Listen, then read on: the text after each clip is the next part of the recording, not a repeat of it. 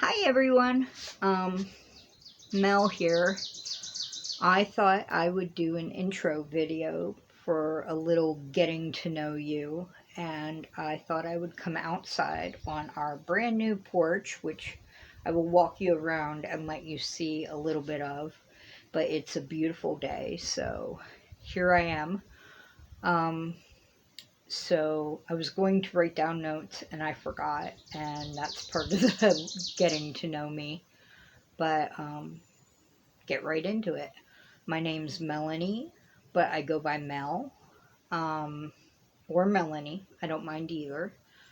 Um, I am the middle of three sisters, so I have an older named Melissa who goes by Missy, and a younger named Sarah with an H. She makes sure people know that. Um, I have been crocheting since I was 10, and I will be 43 in August, so I say 3/4 of my life. Um, my mom started to teach me to crochet by giving me squares she had crocheted and taught me to crochet them together. And it was mainly because I couldn't sit still when we were out at appointments and stuff. So she was teaching me something that would keep me still. And then I caught on so quick and got to like it so much that all she could do was single crochet, double crochet. She couldn't teach me anymore, so I learned myself and devoured books and learned to read patterns and have been doing it almost every day since. Um, I do advanced patterns and all those things, and if I can't figure them out, I I research it to figure it out, or I can't figure them out. Um, I have started into the realm of making my own things. I can show you some of those on a different video, but yeah, I never had the confidence to do that before, but my dad and my sister have been telling me for years, you can do it, you have enough knowledge. I'm very low self-esteem, um, but they're building me up. So, um, anyway, crochet, yes, 33 years of crochet. Knitting, I took a class at Michael's in my 20s and I learned cast on, knit, purl, bind off. And I could sort of do that. If I made a mistake, I had to rip out the whole thing. I didn't know how to fix it. And I could never do anything but something flat. And I couldn't do it really well. I was very slow. This year, because of watching people like Crystal the Yarny Chicken and Crazy Cat Lady and Gina at Knitting Turnpike, who are wonderful people, I got the confidence. I wanted to further my knitting, and I said, I'm going to make a hat. I made a hat. I watched YouTube videos. I figured it out. It had mistakes. When I made a mistake, I watched a video. I figured out how to fix it. It has scars. It's not the prettiest thing, but it's a hat. It's not going to fall apart in the when you hand wash it. It's beautiful in my eyes. I felt so accomplished. I immediately started a baby blanket and a shawl, and I feel like Wonder Woman with knitting. And I this year I decided my my mantra is I'm going to better myself. I'm going to better myself. It doesn't matter what area it is. I'm just going to better myself. So I have some memory problems. I have bipolar. I have ADHD. I have borderline personality disorder. Um, it makes a muddled up mess in my head and with my emotions. And I have been on disability since I was 23.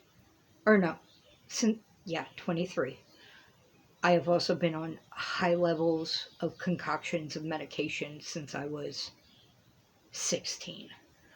Um, we used to live in southern Pennsylvania, and now we live in northern Pennsylvania. When I moved up to northern Pennsylvania 8 years ago, I found a wonderful therapist and a wonderful psychiatrist.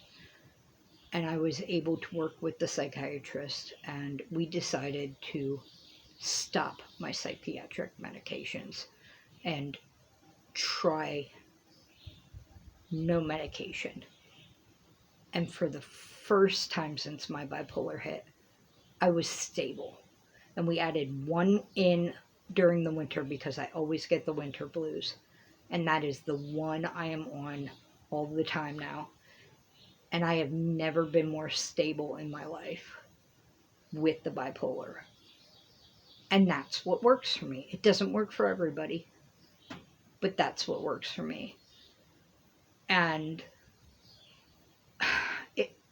I was never given a voice where I used to live when it came to the psychiatrist. They said, this is what we're putting you on. This is how much we're putting you on. We're going to up it if it's not working. And I tried to tell them when it wasn't working, what was going on with me, and they just spoke over me.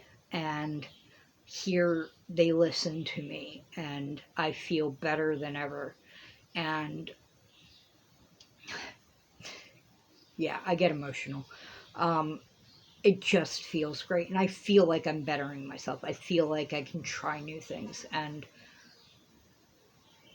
so my memory is just, I have very bad short-term memory. I talk a lot. It bothers my family. I've always talked a lot. I ramble. I jump subjects. That could be the ADHD. I was only diagnosed a couple of years ago, and it's like, well, duh. Um, but I have never had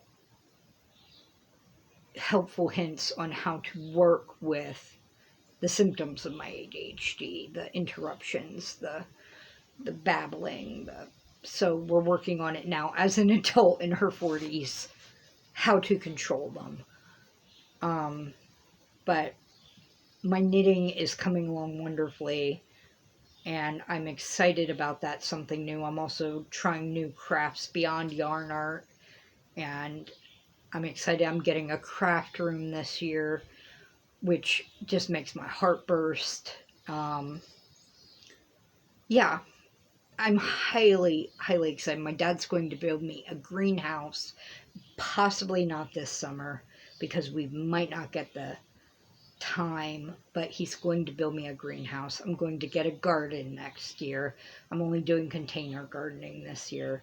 I don't know who's interested in this, how many people will watch. It doesn't really matter. Just telling anyone, and even one person watching makes me happy. I don't know how long this video has gone. I hope I'm not boring anyone. If anybody has any questions, I am willing to answer. Just ask. I have two dogs. They are rescue puppies.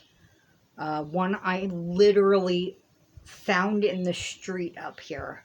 Cars were going around her. I don't do that. I see an animal in the street, I pull over. I did that one time on the highway up here, and I got out and I realized the dog was as tall as my waist.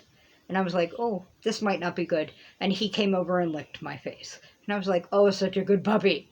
Um, so his name was Tank, and I rescued him 3 times off that highway and haven't seen him since. So apparently his owners got the clue and, you know, did better on his restraint at home.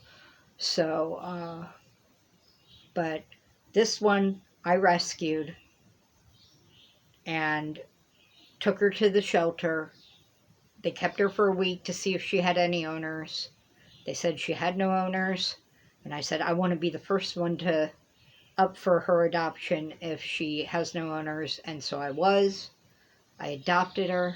She's been mine for 3 years, because she was 10 months old. She's 4 years old now. She sleeps under my covers. She's my shadow. If she were a human, she'd be my biological child. She has my ADHD, my empathy. Yeah, her name's Ziva. You've seen her in another video if you've watched any of my other videos. She's my baby. The other one is Ruby, my anxiety puppy. She has so many anxieties. They don't know what her issues were, like where she came from.